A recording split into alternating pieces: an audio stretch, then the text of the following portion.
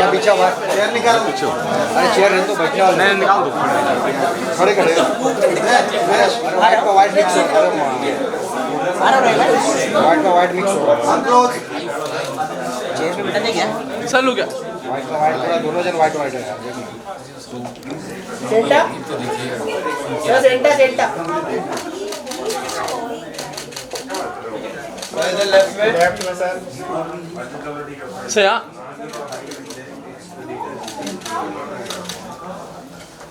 Sir सामने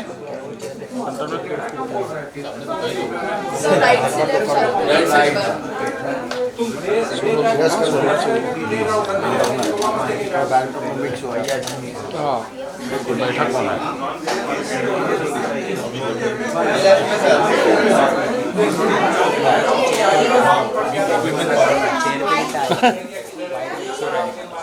सबके बीच में एक लड़की हाँ लाना था एक नारी एक नारी सोलो सोलो सोलो करते sir solo sir solo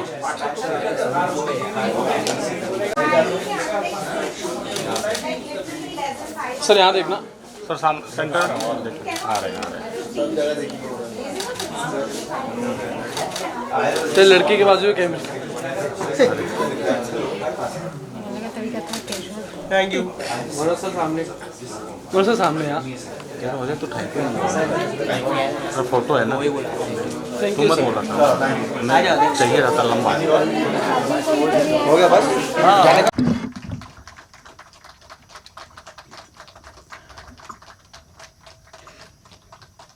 I want to now call upon our, what do I say? Should I call them colleague or should I call them hum sati or whatever?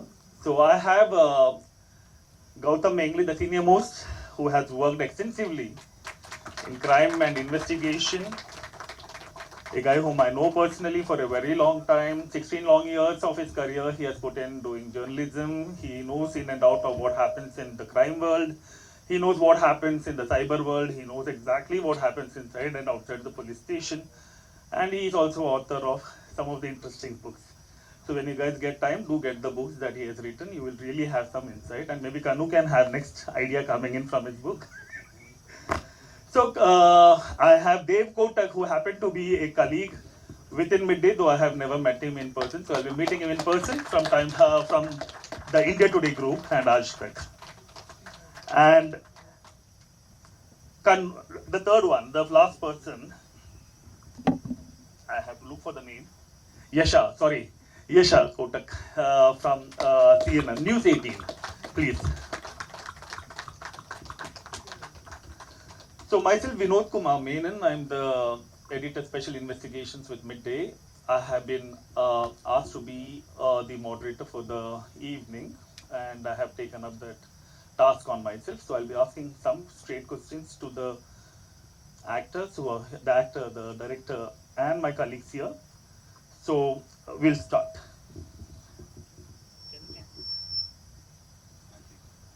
Yeah, you require one.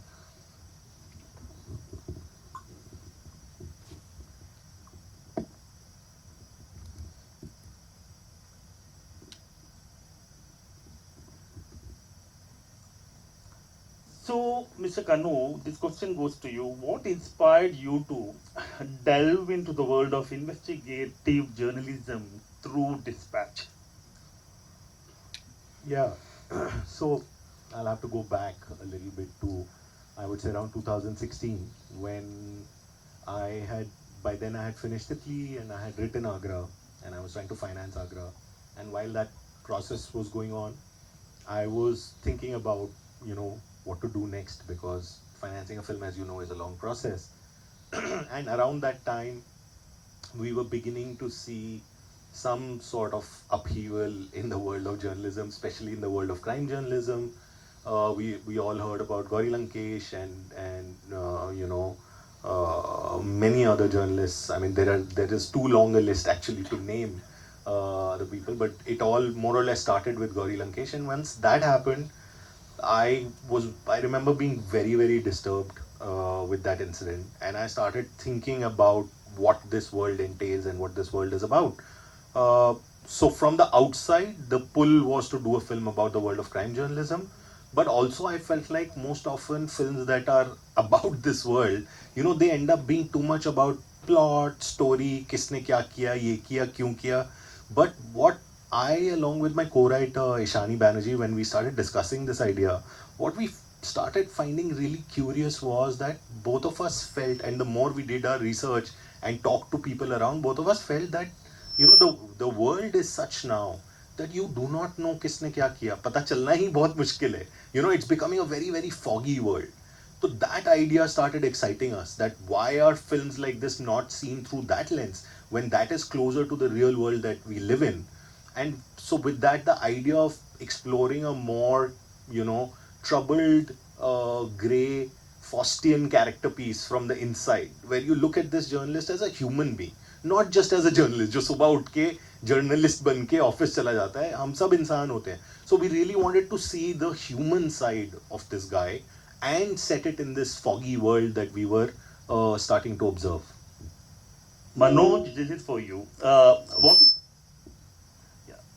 You are known for the kind of character that you get into when it comes to movie. Want to know, before you said yes to Kanu for this film, you have a lot of friends in journalism. Did you try to touch base with them to understand how the industry works, or what is the life of a journalist? I have many friends in Delhi. So, particularly what happens that for me, I have been an actor who works in theatre. When I was doing theatre, I had too many journalist friends. For some reason or the other, for some compulsion or the other, the basic compulsion like where am I going to get my next food from? So there used to be one journalist in some publication that used to be our safe bet, going to his office and trying to find food from. Okay, so many, Rajesh Joshi is someone who was very, very active those days, and so many others. So this is the world that I was very much familiar with, and I'm still friends with them. So whenever I go back to Delhi, if I'm having a screening, so most of the audience members are journalists. Okay. Journalism and investigative journalism दो अलग चीज होती है. जी बिल्कुल. तो जब आप journalist से बात कर रहे हैं और आपको रोल मिल रहा है इन्वेस्टिगेटिव जर्नलिस्ट का, तो इसके बारे में कुछ पता लगा आपको? जी बिल्कुल, जैसा मैंने बताया, राजेश जोशी या उनके तरह के बहुत सारे जो जर्नलिस्ट फ्रेंड्स हैं, उनके साथ फिल्म मिलने के बाद मेरी लगातार बात होती रही. और वो किसी भी देखिए, एक जर्नलिस्ट जब स्क्रिप्ट के बारे में सुनता है उसके एक्टर से, तो उसका क्यूरियोसिटी ये होता है कि what are we showing, are we going to be true to the real life, or is it just a mainstream film that we are making about a journalism? Then and many of them were aware about Kanu's first film, and many of them were not aware about it. Some of them who were aware about it, they also knew what kind of film it is going to be, so they were helping me in that direction. But some of them who were not aware about his films, they always took it as as a matter of fun. Oh, to journalist hero banega, so they were always very suspicious or apprehensive about what kind of film we are going to put it up on the screen. But that happens. So you try to get your matter out of them and their experience. For me, every time the one question that I have always asked each and every one, when you are getting out and getting into the field, is it stopping anywhere or not stopping anywhere with the investigative journalists? And they said that, and that was such a fantastic thing that one of the journalist friends said, that a journalist who is doing a regular journalism, for him the day stops. For investigative journalists, it doesn't stop. It may be 12 o'clock, it may be 2 o'clock, it may be, he's sleeping in the daytime or working in the night time. He's getting into an area which he himself is not very much familiar with. He knows about the risk, but he is also someone whose adrenaline also running because of that risk. Quite Okay. interesting. So Yeah. to ask that question and take it forward, we have Gautam here who has worked as investigative journalist. So can you put some light onto what Manoj is saying? Like, you know, for a regular journalist, the day may get over at 6 or 7 or 10 o'clock or whatever. But for the investigative journalist, that may not be the case. So if you can throw some light on it, and then I can move on. I do agree, yes, of course. But I would also say it's true about a lot of crime reporting that we do. Crime reporters don't look at the clock because crime does not look at the clock. And what we also don't realize is that, you know, there was a phase when investigative reporting became synonymous with hidden cameras and hidden mics, and we somewhere lost the sight of the fact that a lot of investigative reporting, and you would know this better than anybody else, is just pounding the pavement, going from office to office, door to door, trying to get access to people, to files, to get a double confirmation, triple confirmation, and then at the end of the day, you reach home, you have no personal life, you are tired, but you still have that one file you got half an hour ago. You have to sit with it because tomorrow there's a reporters meeting in office, and I think that is what has come out very well. I saw the film, and that has come out very well in the film.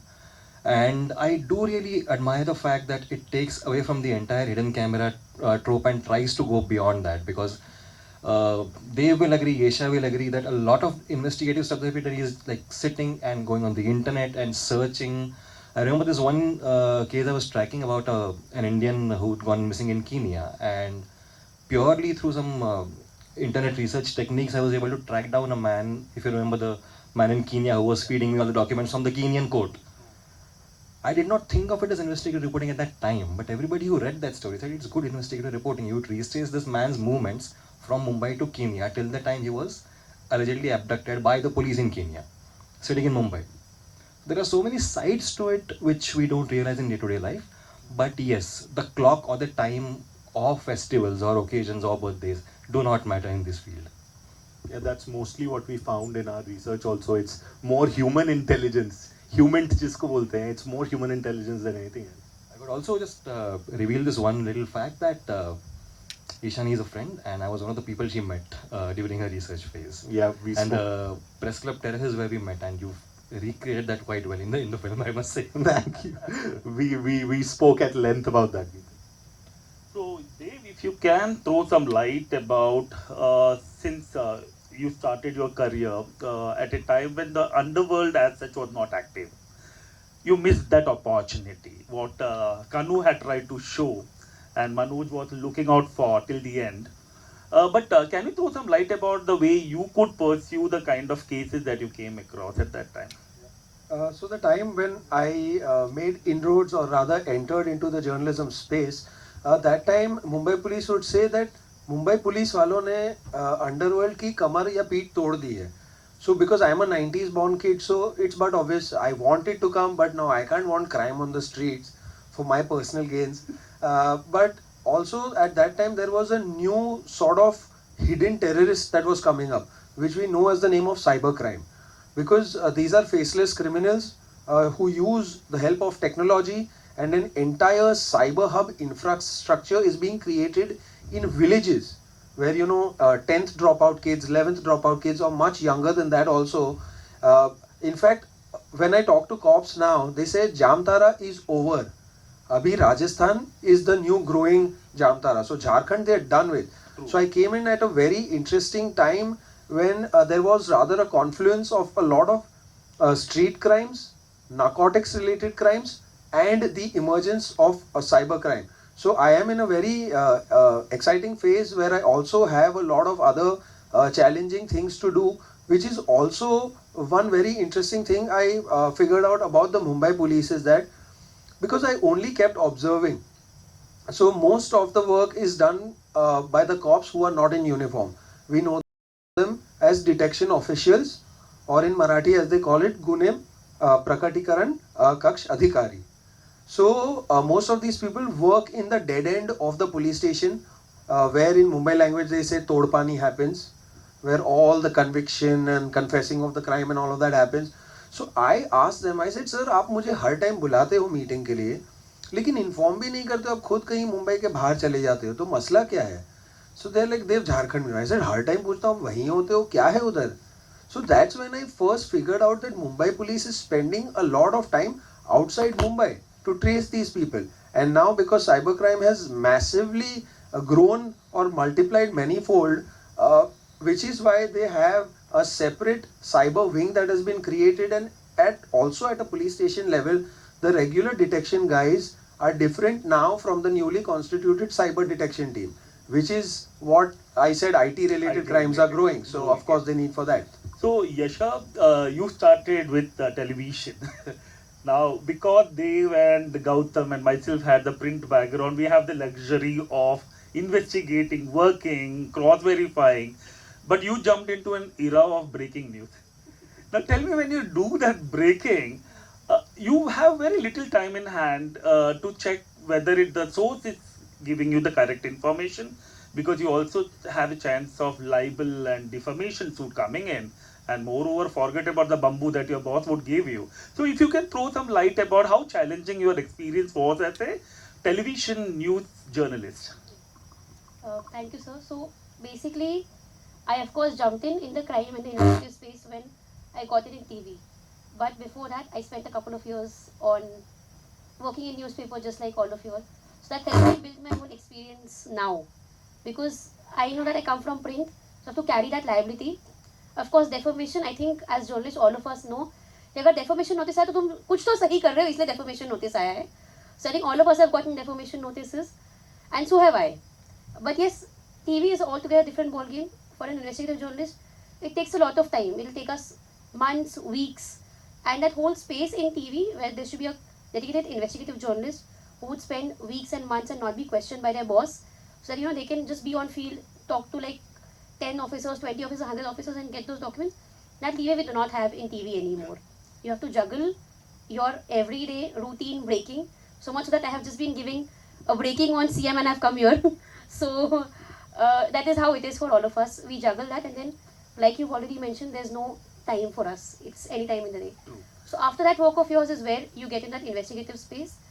And of course, it's more about like we all of us do, cross-check, recheck, whatever. And as of now in today's journalist space, if we know, most of the stories or such investigative pieces are planted so that they can be used for their own benefit. And in that, one needs to really know how you juggle and manage, and how much do you trust that source of yours. How long you trust that. want to add something onto it, yeah. No, I have a question for, Yeah, because yeah, the discussion is so So interesting now. before I give that opportunity, one of the things that people, especially like, and maybe other audience also may have the similar question. This movie Dispatch, is it based on fiction or a biopic or a reality? How do you put that? Like, because when you look upon the movie, you find some similarities, but at the same time, you are not revealing too many things. So if you can throw that light, if it is a fiction or if it is a story based on her reality. I think what we found out very quickly during our writing process was that इस तरह की film को किसी एक character या किसी एक इंसान पे बेस करना प्रॉब्लमैटिक होगा, because the world the flux in this world is so huge now, and there are so many stories about so many things that are happening that it will be unfair to do just a one story, because as I said in the beginning, for us very quickly the film became not about the case but about the people inhabiting this universe. So research करते करते इतने सारे लोगों से बात करते करते it has become an amalgam of everything that is happening around us. True. You wanted to ask. Yeah, I actually wanted to ask all of you this question because it's so interesting. Picking up from what you were asking, that crime journalist ki life kabhi never stops. Now, I want to take us further into that territory where I want to ask you guys, all of you, that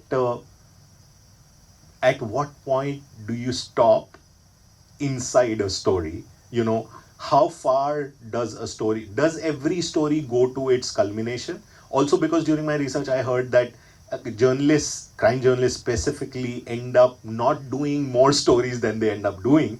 So connected to that, and while you're working on a story, do you stop at any point? And if you do, then why and when? And yeah.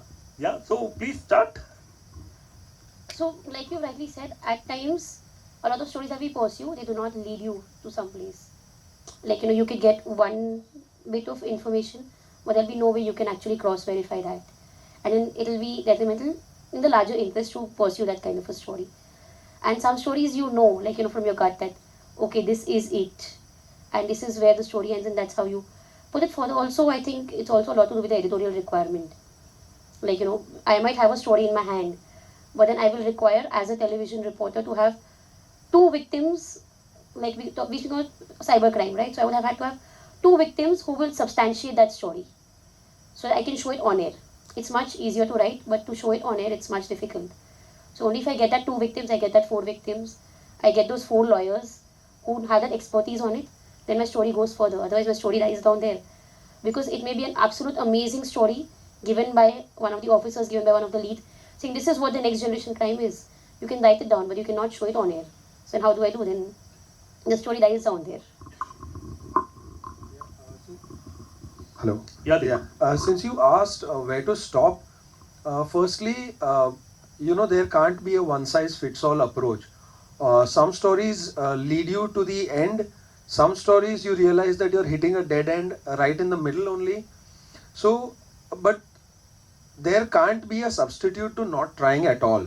But of course, as you spend more years in the industry, you also tend to develop a sense of judgment and you chalk out a mental map. Okay, this story is not worth it. This story, I could really pursue it. You know, there will be some stories which you will realize later that it is rubbing a lot of people the wrong way or the wrong side, for which they will reach out to your top management, owners, editor-in-chiefs, etc. Whatever. So those are also the kind of possibilities. But I'd say personally that I think it's purely based on sense of judgment over the years, because you keep doing stories. So you really know what you as a journalist can also have access to in terms of police officials, bureaucrats, victims. In some cases, some journalists even manage to reach out to the accused who are probably inside the jail or are out on bail, or reach out to their families. So of course there are multiple elements. So even after that kind of hard work, I'd say to not get discouraged if it doesn't really take you anywhere. I mean, even in your case, you might realize that, okay, I'm writing a story, I'm going with the flow, but if I'm not really giving it an interesting end or something worthwhile, then I think creatively it's also going to dissatisfy you. So that's something also that really happens with us as journalists, that sometimes, of course, you know the end is going to be good, but us process ke dauran maza nahi aaya, and you don't want to be telling yourself that. Of course, you get, because you're a part of that profession, so ultimate happiness will come. But as you are going with the flow, वो तुम एक drag के तरीके से कर रहे हो या एकदम मजा लेके आनंद के साथ रोज excitedly you're meeting your new sources, you're talking to people, and there will be days on end where you will also not get nothing out of it. But you also have to have the policy of wait and watch, because this is an entirely wait and watch approach game. Gautam, how do you look upon this question? What Kanu had? You would have had a different experience altogether of having put that end at somewhere, because you have been working on that investigative stories for a good time, especially the Kenya story, like where you are not in India, you are not in Bombay, and you still have to have, like, you know, because the time changes, the variation. Yeah. So how did you pass through that phase of your journalistic days? So I'm still in touch with all the sources I made in Kenya, if we are talking about only that case, and we still talk, but now it's in the court and it's not really going much further. So I'm just waiting, I'm not stopped. But by and large, what I have observed is that the governing factor is reader interest, or the not what they will find interesting, but in terms of their interest being served, in terms of are we informing them about something that they need to know. So you might start an investigation into a story and you might go on for 2 months, and then you may realize that I can go on for 3 months more, but it'll take more time, it'll take more resources. But at the end of the day, am I doing it for my own ego, or am I drawing a line here saying, okay, I have enough right now to tell the reader that this is what is wrong with the system and you deserve to know. So the filter that a lot of us apply over here is that, okay, itna info hai, 5 people have confirmed it, I've got 1 person on record at least reacting to it, let's put it out. Uske baad mein others might reach out saying ki mere saath bhi ye hua hai, and we can take it forward. So sometimes you just have to take a call. So there is, like Dave said, there is no one size fits all solution for this. It's a judgment call. But sometimes the stopping is not strictly voluntary also, it is out of your hand. There was a case in Mumbai, I was with the Hindu at that time, when there was a betting racket busted and a very recently big figure was arrested. And I managed to get his photo and some info on his background. I put it out, and I wake up to an email from Canada, from freelance investigative journalist. It only has the subject line says, "You might find this interesting," and there's a photo of this man with another man who's an even larger figure in the betting world in a hotel in Dubai. Okay. He's getting some interest. There is no signature at the end of it. There is only one email ID. It's a Proton mail ID. I have no idea who it is. But I take it to the investigating officer. He confirms it. Okay, yehi wo aadmi hai. And this is the man we are looking at because we know they are in touch. Then I went into who the man is, but nobody was talking. For nearly 2 weeks, nobody was talking till it was conveyed to me that ऊपर से order ये है कि यहाँ तक काफी है, देश के बाहर जाने की जरूरत नहीं. But I still had the photo and I still had the confirmation. So I ran that story. I did put it out that this guy who you think is a Mumbai-based bookie actually has those links abroad. It served the purpose at the time. So, I mean, we're going to come to the phase eventually where we see is there pressure to stop. The pressure is sometimes very subtle. Yeah. It's overt and... but that's also the hint that, you know, don't cross that thin line. Because it doesn't Hints directly are come always and more, like they're subtle, they are not expressed in many words.